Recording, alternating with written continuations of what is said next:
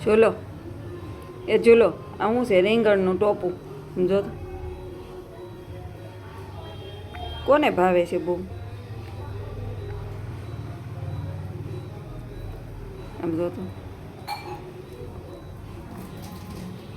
ઝૂલો આમ જો ખાઈ ગઈ આમ જો તો હવે ક્યાં છે એમાં નથી એમાં પૂરું થઈ ગયું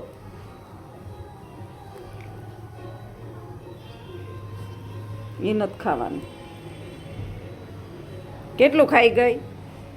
દાદી જો રીંગણ ફોલે જો